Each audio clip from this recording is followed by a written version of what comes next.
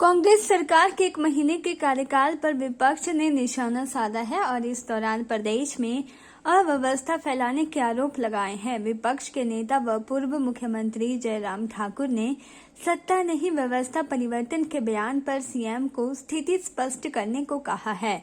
उन्होंने सीएम से सवाल किया है कि जनता के हित के लिए फैसलों को पलटकर सरकार कौन सी व्यवस्था परिवर्तन करना चाह रही है। 30 दिन के सरकार के कार्यकाल का आकलन करें।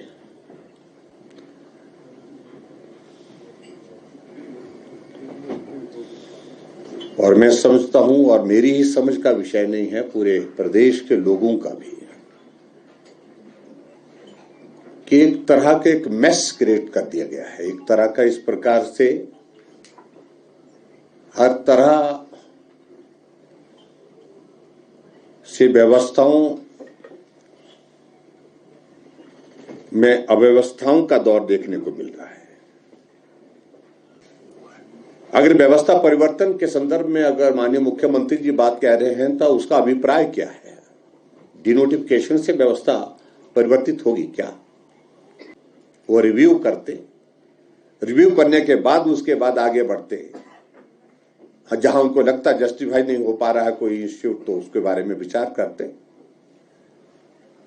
और ऐसी परिस्थिति की 1952 की एक पुलिस चौकी सुंदरनगर के डहर में खुली हुई, उसको भी डिनोटिफाई कर दिया। ऐसा एक जुनून चढ़ गया कि बंद कर दो। और हिमाचल के इतिहास में इस बात को आप लोगों ने देखा होगा कि सरकार बनने के साथ साथ में इंडस्ट्री बंद, यानी कि सीमेंट इंडस्ट्री बंद हो गई, जो आज तक हिमाचल प्रदेश में हुई नहीं।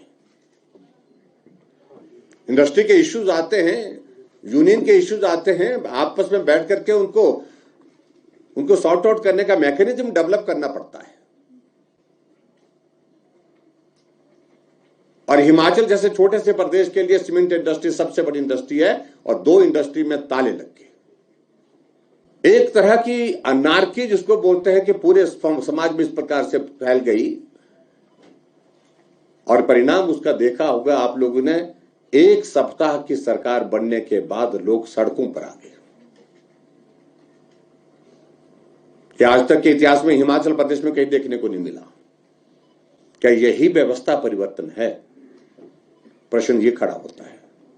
मंत्रिमंडल का विस्तार हुआ है, मैं उसमें सभी मंत्रियों को बधाई देता हूं, लेकिन मेरा यह मानना है कि हिमाचल प्रदेश में जो मंत्रिमंडल का वर्तमान में जो गठन हुआ है वो उसमें बहुत बड़ा असंतुलन है, क्षेत्रीय असंतुलन है, और उसके साथ साथ में और भी जातीय भी असंतुलन उसमें है।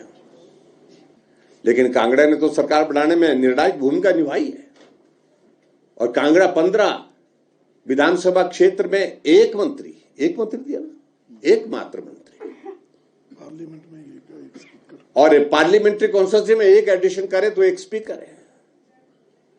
के चैनल के लिए शिमला से पुष्पेंद्र कुमार की रिपोर्ट।